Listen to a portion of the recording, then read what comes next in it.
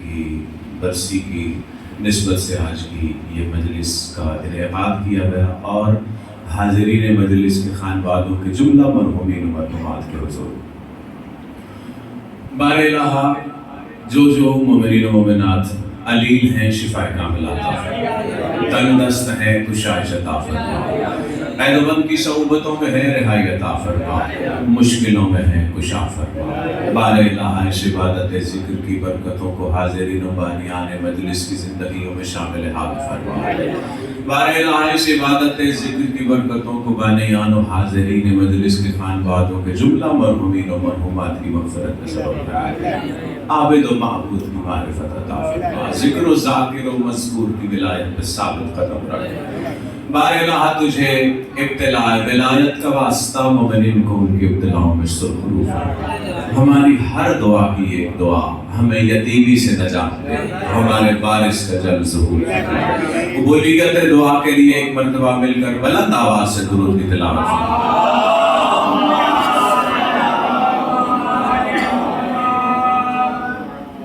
اعوذ باللہ السمیع العلیم من الشیطان اللعین الرجیم، بسم اللہ الرحمن الرحیم، الحمدللہ الذی لا یبلغ مدحتہ القائل ولا یحصی نعماءہ العبد ولا یؤدی حقہ المجتہدون، وصلی اللہ علی شافع الامم ودافع النقم وکاشف الظلم وسید الامم شفیع ذنوبنا وطبیب قلوبنا ابی القاسم محمد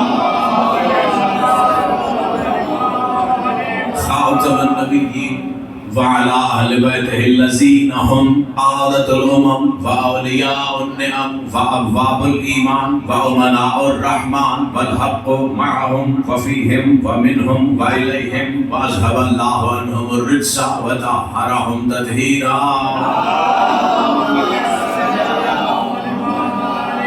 فاللعنة الدائمة على أعدائهم أجمعين من الآن إلى يوم الدين، أما بعد فقد قال الله في كتابه المبين بسم الله الرحمن الرحيم إن مثل عيسى عند الله كمثل آدم خلقه من تراب ثم قال له كن فيكون۔ درود پڑھیے گا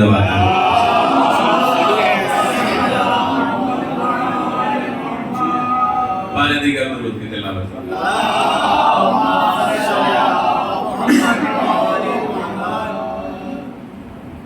شامل محترم، سورہ آل عمران سے ایک آیت دیباچہ کلام کے طور پر پڑھی ہے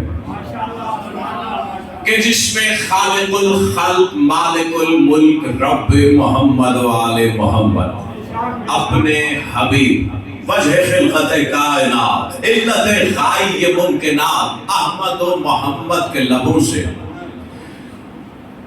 خلقت عیسیٰ کے اسباب و عناصر کا ذکر کر رہا فرمایا اِنَّ مَثَلَ عیسیٰ عِندَ اللَّهِ كَمَثَلِ آدَمَ خَلَقَهُ مِن تُرَابٍ ثُمَّ قَالَ لَهُ كُن فَيَكُونُ۔ فرمایا عیسیٰ کی مثال اللہ کے نزدیک آدم کی مثال ہے جسے اللہ نے تراب سے خلق کیا۔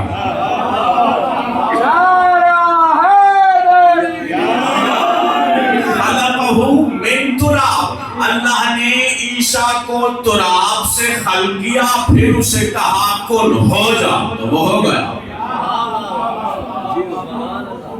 میں لفظ پھر دہراتا ہوں تاکہ جملہ سینوں میں اتر سکے۔ کیا کہا؟ خلقہ من تراب، عیسیٰ کو تراب سے خلق کیا۔ عیسیٰ وہ ہے جسے نصارہ اللہ کا بیٹا کہتے ہیں، تو پھر سوال بنتا ہے نا، جو تراب سے خلق ہوا وہ تو اللہ کا بیٹا کہتے ہو، جو ابو تراب ہے وہ کیا ہوگا؟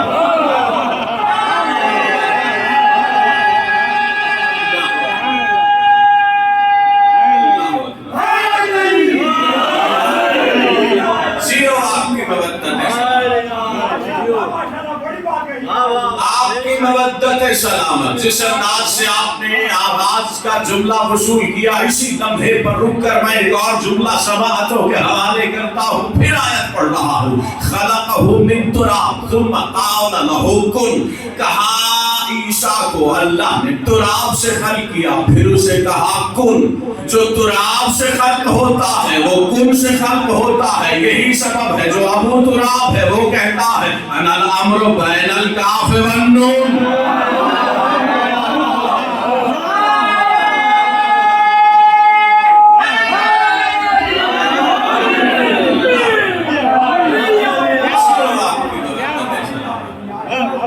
یہی سبب ابو تراب ہے وہ کہہ رہا ہے انا الامر بین الکاف والنون. کاف اور نون بھی میں ہوں، کاف اور نون میں چھپا ہوا امر بھی میں ہوں. اللہ آج حدیث التینہ کے حوالے سے میں دو باتیں کہنے لگا ہوں. حدیث تینت کائنات کے امیر سے منسوب ہے اور آغاز ہی میں کہنے لگا ہوں کہ جس کے سینے میں دل نہیں علی کی ولایت دھڑکتی ہے، میرا کلام اس سے ہے.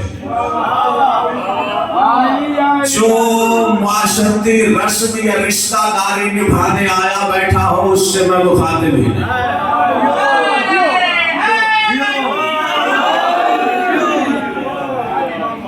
اللہ اکبر. اور آغاز ہی میں یہ کہنے لگا ہوں کہ ہر علی والا حرف پر، خصوصاً جو میرے پڑھے لکھے سامعین تشریف فرما ہیں، ان کی حرف پر توجہ کا طلبگار. یہ بتاتا چلوں آغاز ہی میں کہ حدیث تینت وہ کلام ہے کہ جو لسان اللہ نے خود نفس اللہ سے مخاطب ہو کے کہا. حدیث تینت وہ کلام ہے جو علی کا ظاہر، علی کے باطن سے ہم کلام ہو کے کہہ رہا ہے.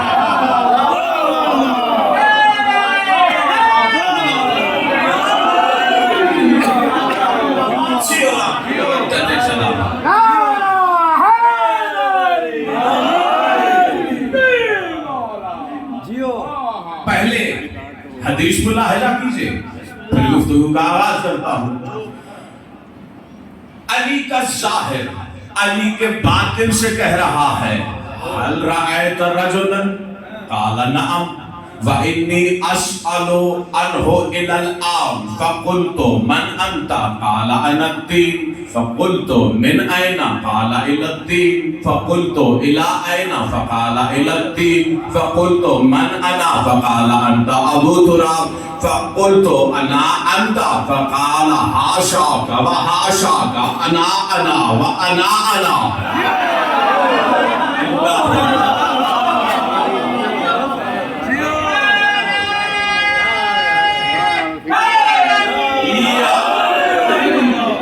فقلت من أنا فقال أنت أبو تراب فقلت أنا أنت فقال حاشاك وحاشاك أنا وأنا أنا ذات السماوات أنا الذات في السماوات للذات.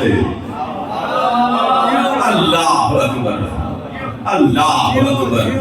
یہ جملہ پورا کرتے ہوئے بخدا میرے رونگٹے کھڑے ہو گئے. خدا کرے کہ میں جہاں تک آپ میرے ہم قدم رہو گے اس بلندی تک لے جانے کی کوشش کروں گا. ترجمہ وصول کیجئے، گھبرائے ہوئے تو نہیں ہے نا. کہا هل رأيت رجلا، علی کا ظاہر علی کے باطن سے پوچھ رہا ہے کیا آپ نے ایک عظیم مرد کو دیکھا؟ پہلے ترجمہ کرنا ہوں، شرح کی طرف پھر آؤں گا، لیکن اہل بصیرت کے لیے یہاں ایک اشارہ چھوڑ کے جا رہا ہوں. هل رأيت رجلا، هل رأيت رجلا، اس لیے دہرا رہا ہوں کہ لفظ پہنچا سکوں. हल रआयता रजुलन कहकर, ये वही लफ्ज रजुलन है जो किसी मौके पर रसूल ने कहा था, लअउतियन्न रायता गदन रजुलन।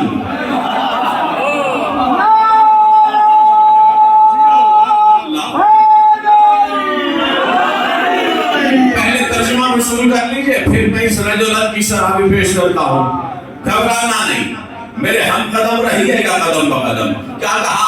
हल रायत रजुलन, क्या आपने एक अजीम मर्द को देखा? क़ाल नअम, हाँ देखा।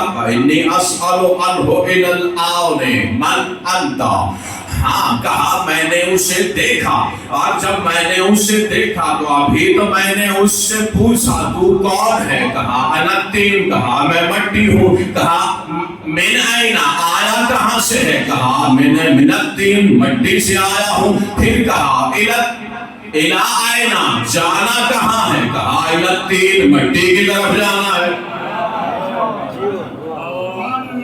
अल्लाह अकबर। फकुल्तु इला आइना, जाना कहाँ है? कहा इलत्तीन, मट्टी की तरफ। फिर कहा मनाना, मैं कौन हूँ? कहा अंता अबू तुराब। फिर पूछा अना अंता, क्या मैं तू हूँ?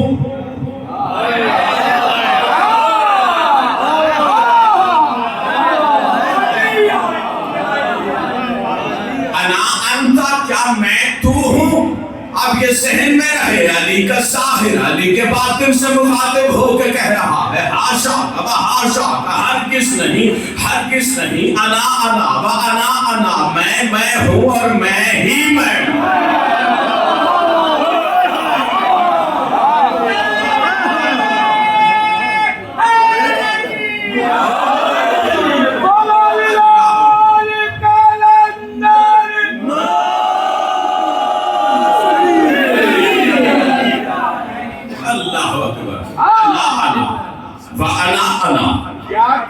हरगिज़ नहीं, मैं तू नहीं। अना अना व अना अना, मैं हूँ और मैं ही मैं हूँ। अना ज़ातु ज़वाते, मैं ज़ातों की ज़ात हूँ। अना ज़ातु फिर ज़वाते लिज़्ज़ाते, मैं ज़ातों में एक ज़ात हूँ किसी एक ज़ात के लिए।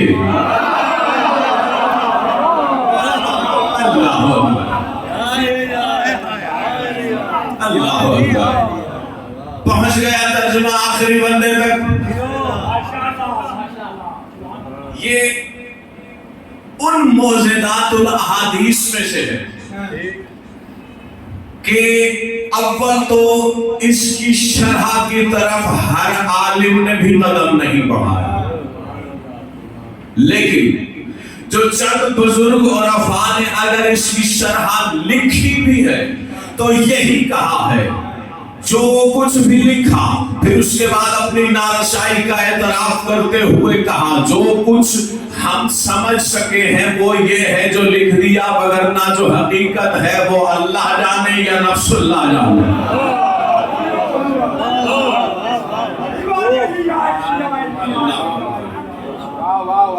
अगर अभी सिर्फ तर्जुमा पहुंचाया है, अगर हम कदम हैं तो शरह की तरफ बढ़ूं, नहीं ऐसे नहीं, तबीयतों में आमादगी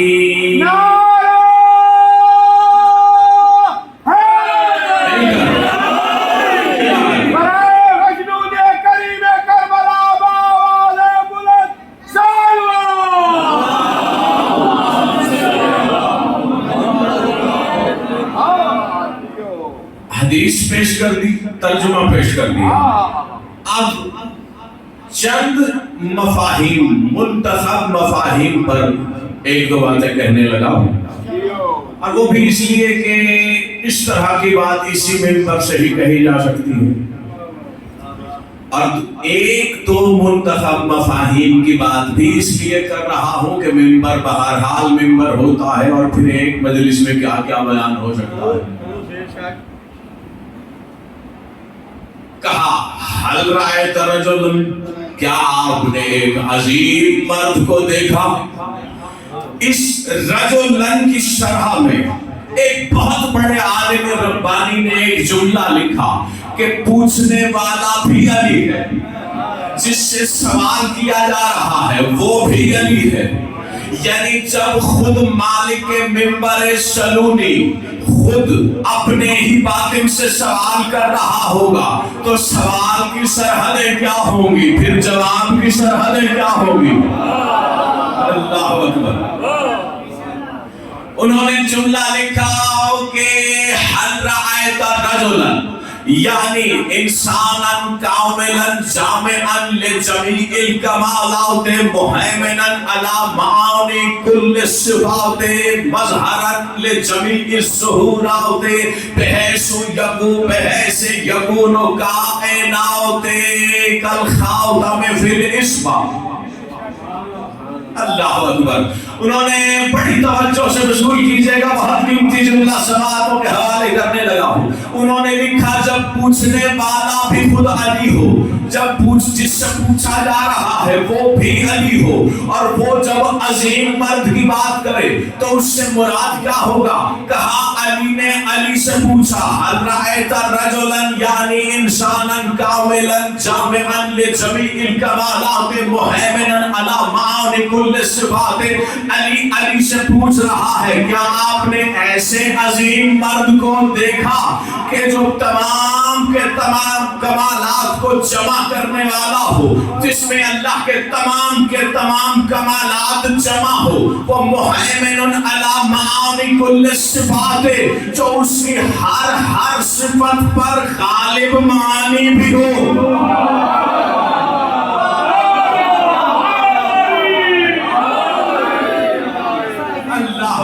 نہیں جو پہنچے وہ واقعی قابل داد, جو نہیں پہنچے انہیں اپنا ہم قدم کرنے کے لیے اسی مرحلے پر رک کا جملہ سماعتوں کے حوالے کرنے لگا ہوں. اترے گا اسی سینے میں جس کا مقدر ہوگا, جس کے ظرف میں وسعت ہوگی, جو ولایت کی وادی میں پرواز کرنے کے لیے تیار ہوگا. یعنی وہ یہ لکھ رہے ہیں کہ مہیمن علی معانی کل الصفات جو اللہ کی ہر صفت پر غالب معنی ہو. کیا مطلب؟ اگر کوئی پوچھے رحمان کا معنی کیا ہے, کہے وہی عظیم مرد. رحیم کا معنی کیا ہے, وہی عظیم مرد. مہیمن کا معنی کیا ہے, وہی عظیم مرد. رب کا معنی کیا ہے, وہی عظیم مرد.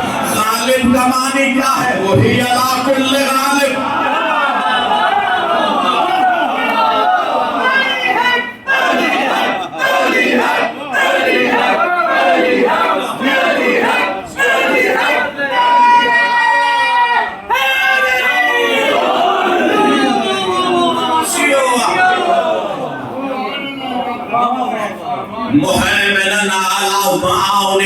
کل صفات. علی کا ظاہر, علی کے باطن سے جب عظیم اور کامل انسان کے بارے میں پوچھے گا تو کسی ایسے عظیم کے بارے میں پوچھے گا جو اس کی ہر صفت کے معانی پر غالب ہو. اللہ اکبر.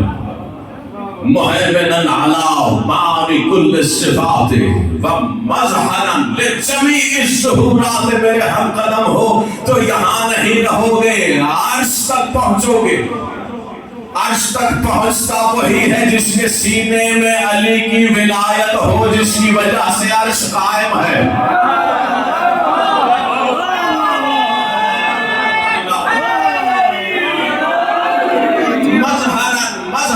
لجمیع الظہورات. کیا آپ نے ایسے عظیم مرد کو دیکھا جو ہر ظاہر ہونے والے راز کا مظہر ہو. اللہ اکبر, اللہ اکبر. کیا آپ نے کسی ایسے عظیم مرد کو دیکھا جو موسیٰ کے لیے طور پر نور کے ظہور کا مظہر ہو.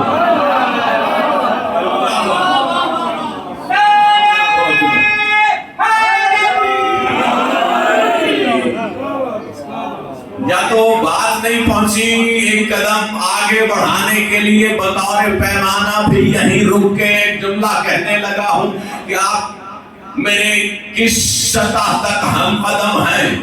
کیا کہا؟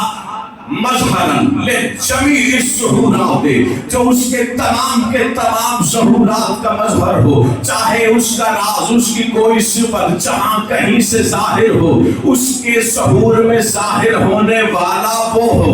یعنی موسیٰ کے لیے دور کے نور میں ظاہر ہونے والا بھی وہی ہو، اور معراج کی شب میں پس حجاب اس کے نور میں ظاہر ہونے والا بھی وہی ہو.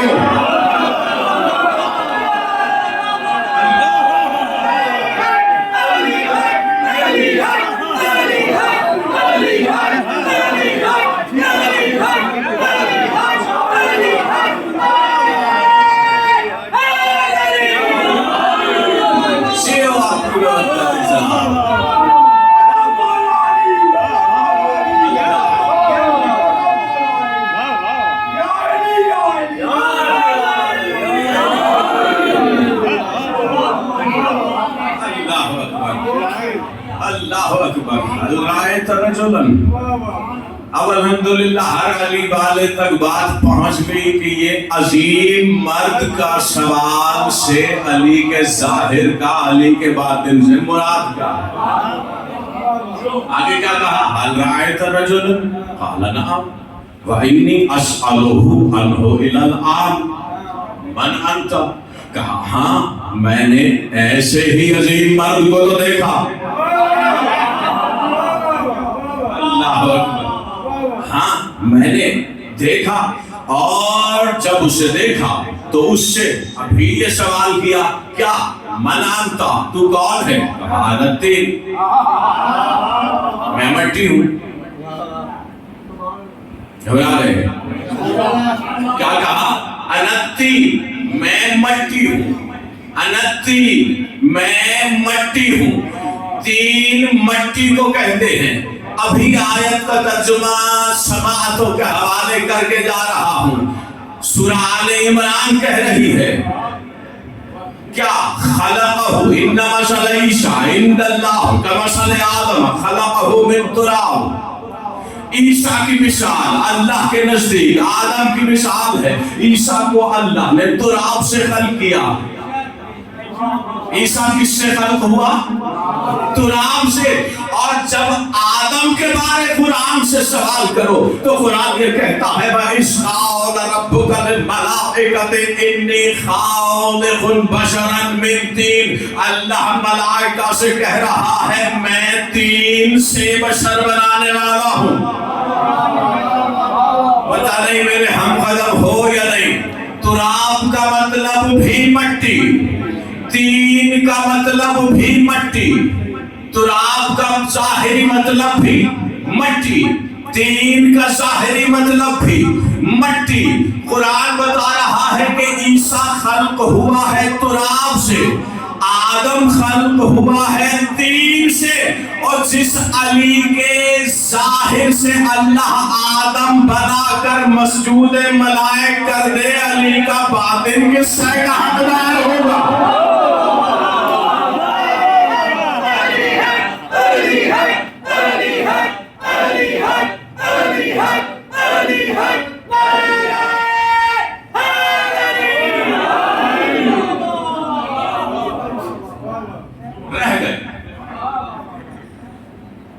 رہ گیا تھا مجمع.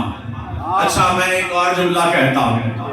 ہو سکتا ہے بخدا ممبر میں بیٹھا ہوں اگر مجھے محسوس ہوا کہ معارف کے اتنے قیمتی موتی یوں ہی سماعتوں میں اڈیلے ڈالے جاتا ہوں تو میں وقت پورا کروں گا، لیکن آپ کی طلب کے مطابق. اگر میرے ہم قدم رہے تو پھر سفر آگے سے آگے.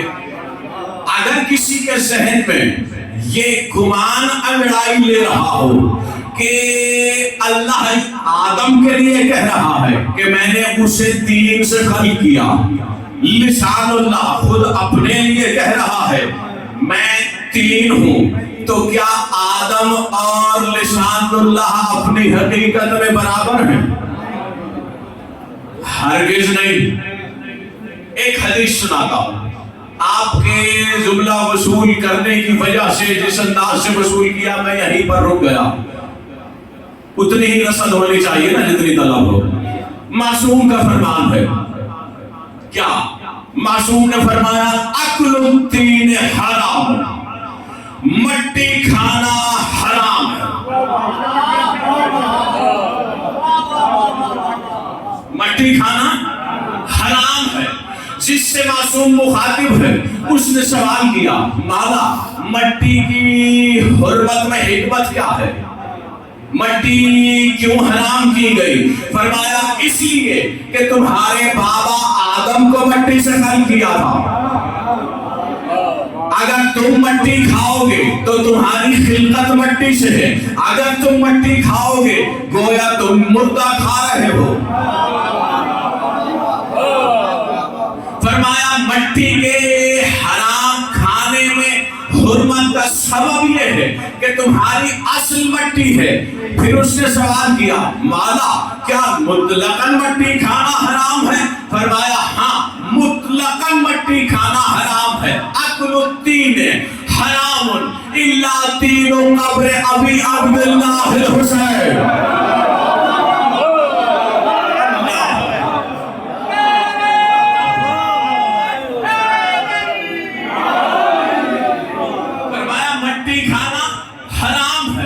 سوائے میرے جد، مولا صادق کا فرمان ہے، میں سوائے میرے جد مولا حسین کے شہر کی مٹی کے.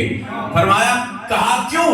کہا فَإِنَّ فِيهِ شِفَاءٌ مِّن كُلِّ دَاءٍ. اس لیے نہ صرف یہ کہ وہ کھانا حلال ہے بلکہ ہر بیماری کی شفا اس مٹی میں ہے. پہنچ گئی بات ہر علی والے تک، آخری بندے تک پہنچ گئی بات. مٹی کھانا حرام ہے سوائے کربلا کی مٹی کے.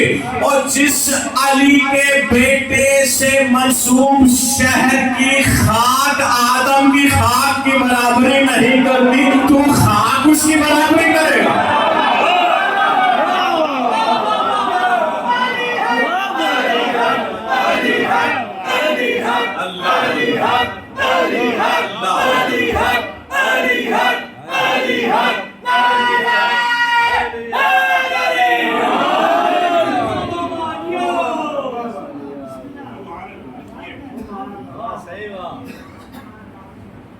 انشاءاللہ توجہ منقسم تو نہیں ہوئی نا؟ کیا فرمایا؟ آدم مٹی سے خلق ہوا، طین سے خلق ہوا. ہر مٹی کھانا حرام سوائے کربلا کی خاک کے. پتہ چلا جس مٹی سے آدم خلق ہوا وہ مٹی کوئی اور ہے. کربلا کی مٹی اللہ کا کوئی اور راز ہے.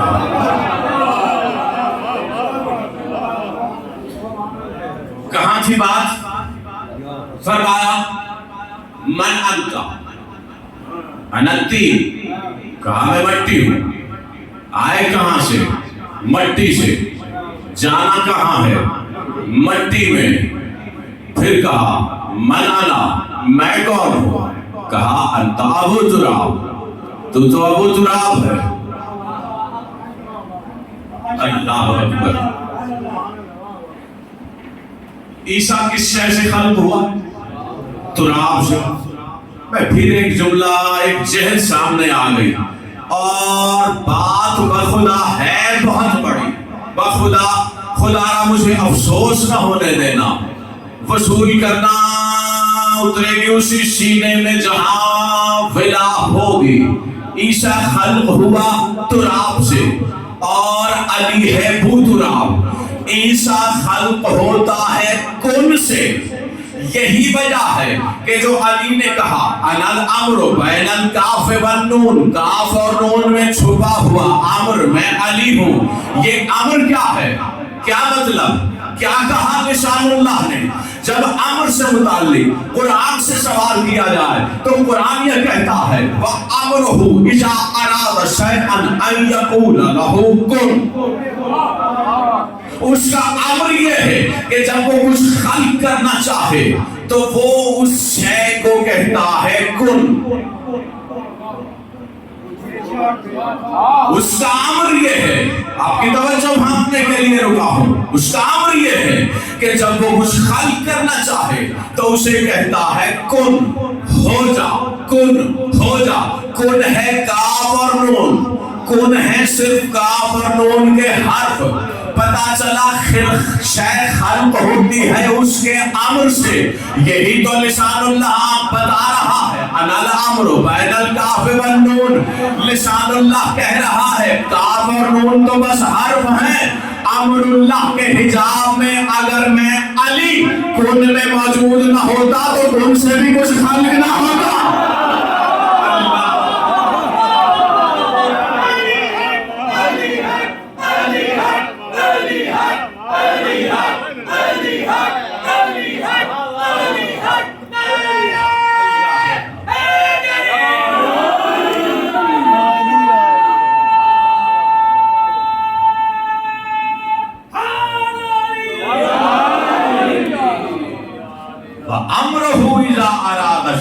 اس کا امر یہ ہے.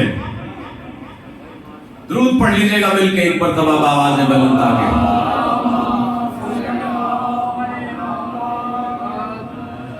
توجہ منتشر تو نہیں ہوئی نا, ہے میرے ہم قدم. وَأَمْرُهُ إِذَا أَرَادَ شَيْئًا أَن يَقُولَ لَهُ كُن. اس کا امر یہ ہے کہ جب وہ کچھ خلق کرنا چاہتا ہے تو اسے کہتا ہے کن. پتا چلا شے خلق ہوتی ہے کن اور اس کے امر سے. اگر اس کا امر نہ ہو تو کاف اور نون تو حرف ہے. یہی لسان اللہ نے کہا اگر میں کاف اور نون میں چھپا امر ہوں, امر کے بغیر شے خلق ہی نہیں ہوتی. اللہ ہم قدم ہیں تو اگلے مرحلے کی جانب بڑھایا. کہا من انا, میں کون ہوں. کہا انت ابو تراب, تو ابو تراب ہے نا ذہن میں. علی کا ظاہر علی کے باطن سے ہم کلام ہے. جب علی کے ظاہر نے کلام کرتے ہوئے گفتگو اس مرحلے تک پہنچی, اللہ اکبر, تو باطن نے سوال کیا انا انتا, کیا میں تو ہوں. کہا حاشا, کہا حاشا کا, ہرگز نہیں, ہرگز نہیں. انا انا و انا انا, میں ہوں اور میں ہی میں ہوں.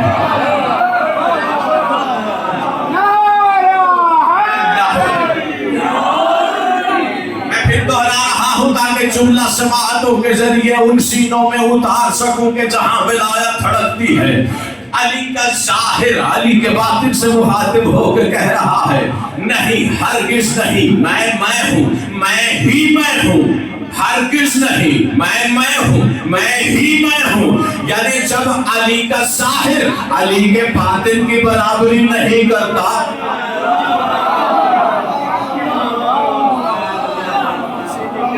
اللہ اکبر, یہی سبب ہے کہ لسان اللہ نے کسی مرحلے پر فرمایا تھا ظاہری امامت و باطنی غائب لا یدرک. فرمایا میرا ظاہر امامت ہے, میرا باطن ہی تو وہ غیب ہے جس کے ادراک کا امکان ہی نہیں.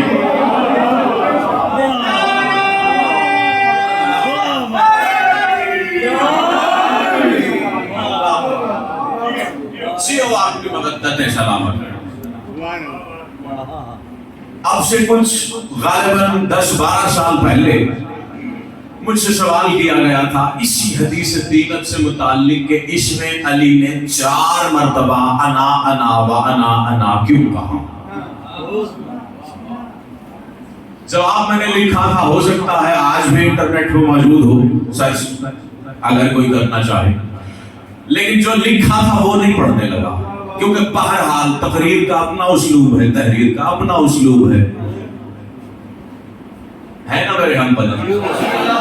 البتہ یہ ضرور ہے کہ یہ انا انا و انا انا میرے ریفر کیے گئے موضوعات میں سے. انا کا لفظ ہم اردو میں بھی استعمال کرتے ہیں، توجہ کی خاموشی ہے نا، لیکن اردو میں ہم انانیت کے معنی میں استعمال کرتے ہیں. ہر علی والا میرا ہم قدم ہے تو انا پر دو جملے کہنا چاہتا ہوں. اردو میں عموماً ہم انانیت کے معنی میں استعمال کرتے ہیں، خصوصی طور پر جو پڑھے لکھے سامعین تشریف فرما ہے بالکل نئی جہت سے انا سمجھانے کی کوشش کرنے لگا ہوں. حقیقت مطلقہ کے لیے انگلش میں لفظ استعمال ہوتا ہے ایبسولوٹ ریئلٹی، اور انائے مطلق کے لیے لفظ استعمال ہوتا ہے ایبسولوٹ ایگو. یہ لفظ انا انانیت کے معنی میں بھی آتا ہے، یہ سیلف ریسپیکٹ کی جہت بھی اس کے معنی میں پائی جاتی ہے، اور انا سے مراد میں بھی ہے. لیکن یہاں یہ سارے انا مراد نہیں، یہاں پر الوہی انا مراد ہے. توجہ مسلسل رکھیے گا، بہت قیمتی جہت کھولنے لگا ہوں. انائے مطلق ایبسولوٹ ایگو، حقیقت مطلقہ ایبسولوٹ ریالٹی. گھبرائے ہوئے تو نہیں ہے نا؟ میں جملہ کہنے لگا ہوں، پتہ نہیں کس کے لیے زبان پہ آ رہا ہے کہ جو ایبسولوٹ ریالٹی اسی کے ساتھ تعلق پیدا کر سکتی ہے جو ایبسولوٹ ایگو کا حامل ہو.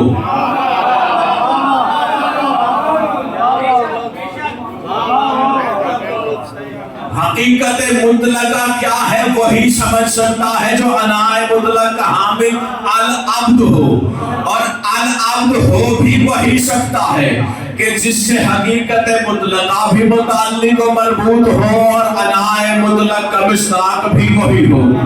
یہی سبب ہے کہ سوائے حقیقت مطلقہ کے یا انائے مطلق کے حامل کے انا کہنے کا حق کسی کو ہے ہی نہیں.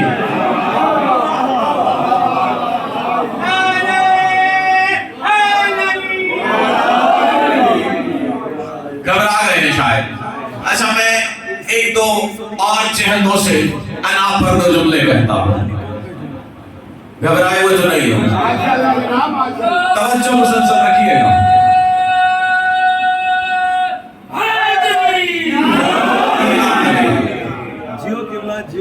کیونکہ انا کہنے کا حق ہے ہی اسی العبد کو جو انائے مطلق کا مصداق ہے. میں بڑی مشہور حدیث کے ترجمے اور مفہوم سے اسی جہت کو کھولنے کی کوشش کرتا ہوں. چلی کیا ہے، علی جانے یا نبی جانے؟ علی کیا ہے، چلی جانے یا نبی جانے؟ نبی کیا ہے، چلی جانے یا علی جانے؟ کیونکہ العبد مطلقاً ہے ہی یا نبی یا چلی، تو گویا کہا جا سکتا ہے کہ انا جانے کہ انا کیا ہے، انا کیا ہے.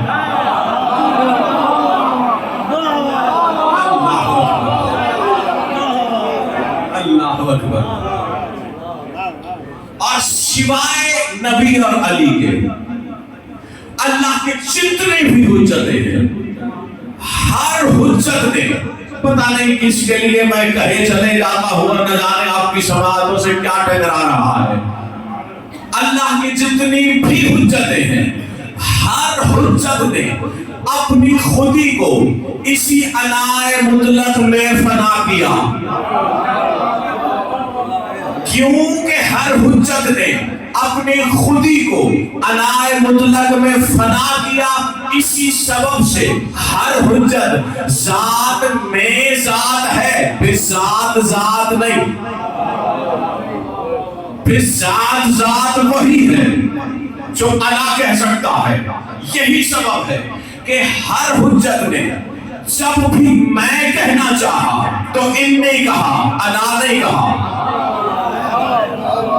حالانکہ انی کا مطلب بھی میں، انا کا مطلب بھی میں. انی اور انا میں فرق یہ ہے، جہاں بلا واسطہ انائے مطلق بولے وہاں انا آتا ہے، جہاں بلا واسطہ بولے وہاں انی آتا ہے. یہی سبب ہے، توجہ مسلسل رکھیے گا، بس مشکل کی زحمت تمام، کیونکہ مفہوم و معنی بہت مشکل ہے، اسی لیے اسے سمجھانے کے لیے میں مثالوں کے ذریعے پہنچانے کی کوشش کر رہا ہوں۔ یہی سبب ہے کہ جس حجت کی خودی انا مطلق میں فنا ہے، جب اس نے انا کہنا چاہا تو انی کہا۔ یہی وجہ ہے کہ مریم کی آغوش میں جب عیسیٰ آیا کہا انی عبداللہ ہے اتانی الکتاب وجعلنی نبیا۔ جب بطن ماہی میں یونس پکارا تو کہا لا الہ الا انت سبحانک انی کنت من الظالمین۔ اللہ اکبر۔ ابراہیم نے اسماعیل سے مخاطب ہو کر کہا انی ارا فی المنام انی اذبحک۔ انا کہہ ہی صرف وہی سکتا ہے جو اللہ اکبر۔ اچھا میں بات کو ایک اور جہت سے پہنچانے کی کوشش کرتا ہوں، ابہام رہ جائے وہ بھی میری کوشش ہوتی ہے کہ کبھی بات مبہم چھوڑ کے نہ جاؤں، اور اگر ذہن کسی اور طرف کو جانے لگے تو میری ذمہ داری یہی ہوتی ہے کہ متوجہ توجہ کو اس کی منزل کی طرف اشارہ کر دیا جائے، باقی ہر ایک کا اپنا مقدر ہے نا میرے ہم قدم۔ انا مطلق حقیقت مطلقہ یعنی انا یا اللہ ہے، یا انا نبی ہے، یا انا ولی ہے، علی ہے، یعنی انا کہہ ہی وہی سکتا ہے جو اس جیسا ہو۔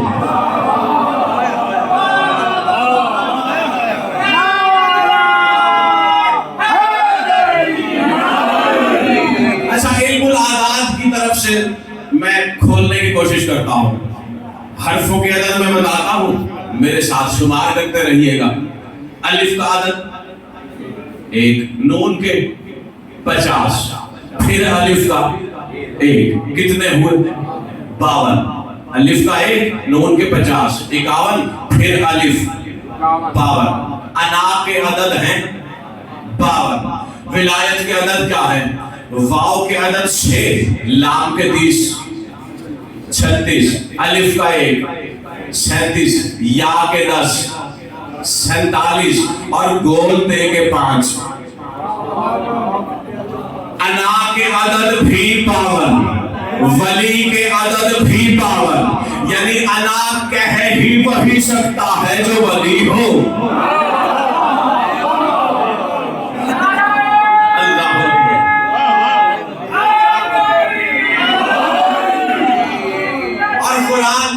بتا رہا ہے کہ ولی یا چلی ہے یا نبی ہے یا علی ہے۔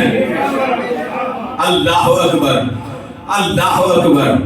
اب بظاہر جہاں قرآن نے ان تینوں کی ولایتوں کا ذکر کیا، کوئی تقدیم و تاخیر نہیں، کوئی پہلے یا بعد نہیں، کوئی چھوٹا یا بڑا نہیں، کیونکہ درمیان میں واو عطف کی ہے۔ جہاں واو عطف کیا جائے وہاں تقدیم و تاخیر چھوٹا بڑا نہیں ہوتا۔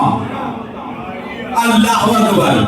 یہی یا اللہ ولی یا نبی ولی یا علی ولی پر یہی سبب ہے کہ کن تو کنزن کا راز کن تو مولا پہ آگے کھلا۔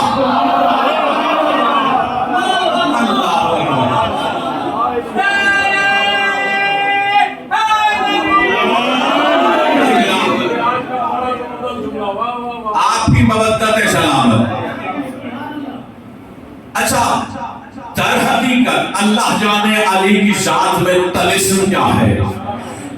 اللہ اکبر۔ حالانکہ اس ولی نے جس نبی جس ولی کی زبان سے کن تو کنزن کہلوایا ہے، یہ بھی ویسا ولی جس نے خدیر میں ہاتھ بلند کر کے ولی دکھایا ہے، وہ بھی ویسا ولی۔ لیکن اللہ جانے علی کی ذات میں طلسم کیا ہے؟ جب نبی علی سے مخاطب ہوتا ہے تو کہتا ہے یا علی انا انا و انت انت، میں تو میں ہی ہوں لیکن تو ہے۔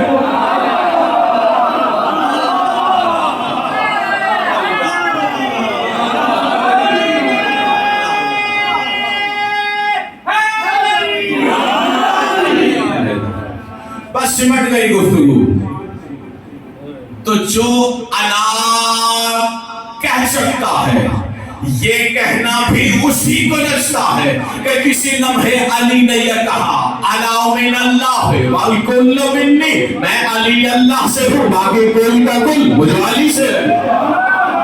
اللہ اکبر، اللہ اکبر۔ یہ کل کا کل کیا ہے؟ کل کے کل سے کیا مراد؟ قرآن کہہ رہا ہے ان اللہ علی کل شیء قدیر، اللہ کل کی کل شے پہ قادر ہے، جس شے پہ وہ قدیر ہے وہ شے علی سے ہے۔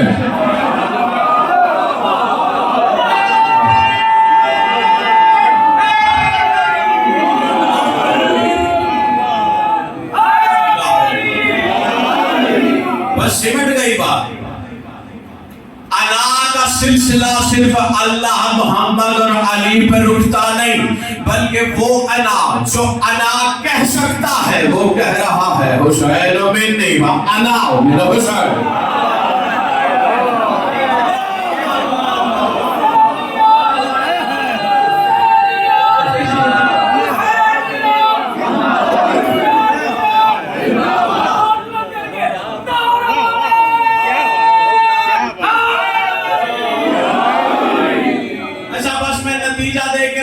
سمیٹنے کی جانب بڑھنے لگا ہوں، یہی وجہ ہے کہ جو قرآن کہہ رہا ہے وَكَانَ عَرْشُهُ عَلَى الْمَاءِ، اس کا عرش پانی پہ تھا، یہ پانی علی کی ولایت کا ظاہری مظہر ہے، اس کا عرش پانی پر تھا، یعنی اللہ کا عرش علی کی ولایت پہ قائم ہے۔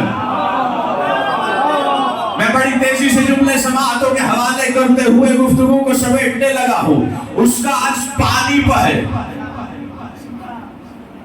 اب میں مجبوری ہے، وقت نہیں بچا، بس وصول کیجئے اور میں گفتگو سمیٹوں۔ القرآن کہہ رہا ہے کہ اس نے ہر شے کو پانی سے خلق کیا، رسول کہہ رہا ہے اللہ نے ہر زندگی کو علی کی ولایت سے خلق کیا۔ یہی سبب ہے کہ پانی علی کی ولایت کا سب سے اسفل ترین مظہر ہے، یہی راز ہے کہ اس کا عرش علی کی ولایت پہ قائم ہے، اور جن سینوں میں علی کی ولایت کی بستی بسی ہوئی ہے اس کے لیے معصوم نے کہا قلب المؤمن عرش الرحمن، علی والے کا سینہ ہی تو رحمان کا عرش ہے۔ اللہ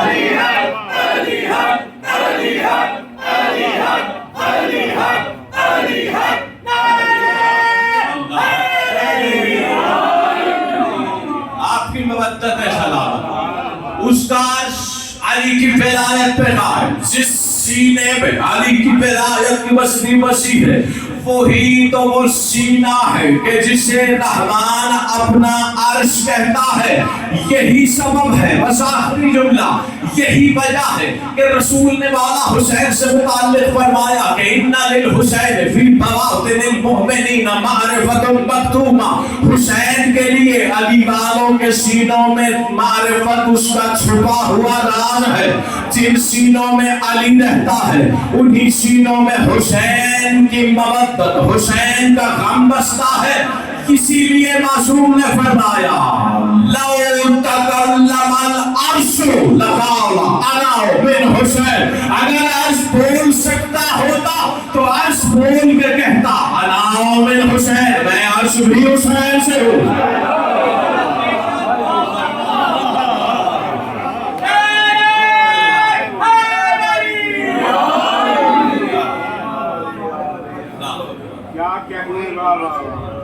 بس سمٹ گئی بات، اپنی منزل پر آ گیا۔ یہ انا اس کے رازوں میں سے ایک راز ہے، جس کو اگر سمجھے تو وہی سمجھے۔ جس طرح انا اس کا راز ہے، مولا حسین کی ذات نہیں، رسول فرما رہے ہیں حسین کی محبت علی والوں کے سینوں میں چھپا ہوا راز ہے۔ اللہ اکبر۔ دو جملے ذکر مصائب کے، یقیناً ہر ادادار اتنا ہی پرسا دے گا जितना उसका इज़्न होगा। और यकीनन इज़्न बक़दर मवद्दत बक़दर ज़र्फ़ हुआ करती है। लेकिन ये ज़हन में रखते हुए पुरसा दीजिएगा कि इस खानवादे को पुरसे की हसरत का ये आलम है। 14 सदियाँ गुजर गई, आज भी जहाँ कहीं पुरसा पेश किया जाता है वसूल करने को जाते हैं। अज़ादारों, जैसे ये अना का राज है ना, ऐसे ही इमामत की प्यास भी उसका कोई राज है। अल्लाह जाने ये कैसा राज है कि करबला के खालिक की प्यास का इधर जिक्र आता है, उधर खुदाई की आंखों में पानी आ जाता है। अल्लाह अबू दाऊद छठे इमाम की बारगाह में बैठा है। गुफ्तगू होते होते अचानक अबू दाऊद ने कहा, माला प्यास महसूस हो रही है। माला ने अपने गुलाम से पानी लाने को कहा। गुलाम पानी लाया। इधर अबू दाऊद ने फौरन ही पानी का जाम लेते ही पीना शुरू किया। इमाम ने कहा, अबू दाऊद मेरे जद हुसैन के कातिल पे पहले लानत तो कर। अल्लाह अकबर, सिवाय गम हुसैन में कोई गम न देखो। मुहर्रम की भी आमद है और अज़ादारों के आंसू भी पलकों के किनारों को मस कर रहे हैं। यकम मुहर्रम से 10 मुहर्रम तक इसी तरह इंशाअल्लाह इसी मिंबर से अपने हिस्से की जिक्र की हाजिरी और नौकरी पेश करूंगा। क्या कहा, पहले मेरे जद हुसैन के कातिल पे लानत तो कर दे। जब उसने पानी का जाम दहन से थोड़ा दूर करते हुए लानत की ना, तो माला ने कहा, है अबू दाऊद जानता है मेरे दादा सज्जाद क्या कहते थे? कहा, माला क्या कहते थे? कहा, अबू दाऊद जब कभी भी मेरे दादा सज्जाद के आगे खाना या पानी आता ना, तो इधर पानी पे सज्जाद की नजर पड़ती और इधर आंखों से लहू जारी हो जाता। रो के सज्जाद कहता, हाय मेरा प्यासा बाबा हुसैन। अल्लाह अकबर। अल्लाह जाने वाला सज्जाद की प्यास कब बुझी। जब भी पानी देखते लहू रो कर मौला हुसैन को प्यास का पुरसा देते। अज़ादारों, हर इमाम ने प्यास का पुरसा दिया है, हर इमाम ने। मौला सज्जाद जब कभी गुजरते गुजरते बाजार से गुजरते, कस्साबों के दुकानों के करीब से गुजरते और देखते कि कोई कस्साब जानवर ज़िबा कर रहा है, तो सज्जाद लपक कर कहते, एक लम्हे के लिए रुक जा, पहले बता इसे पानी पिलाया था?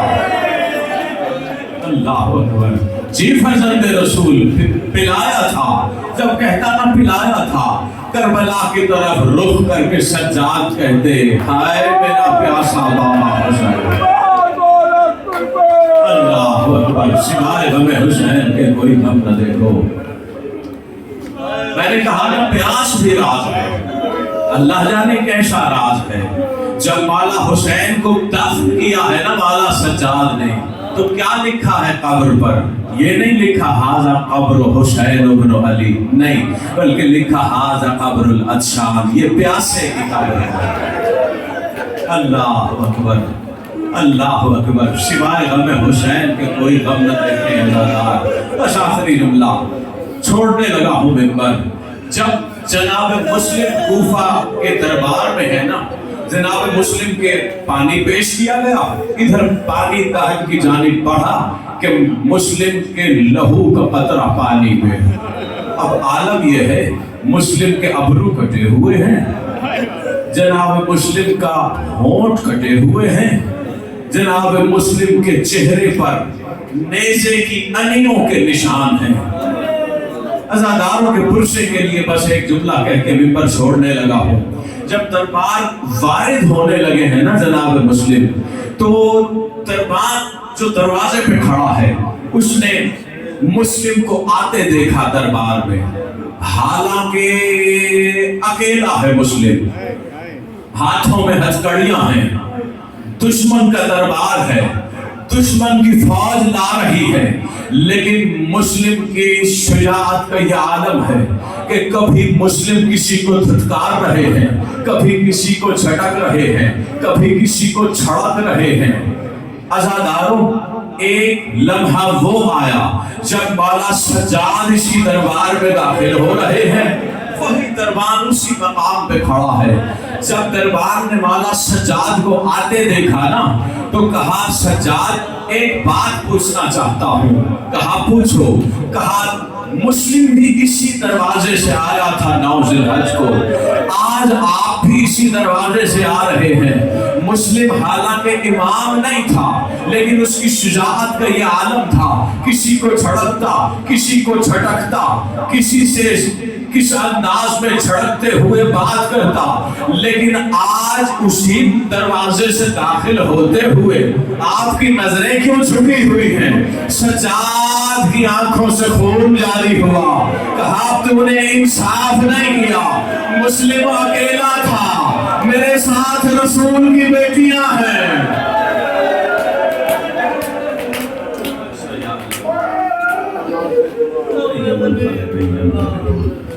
اللہ اللہ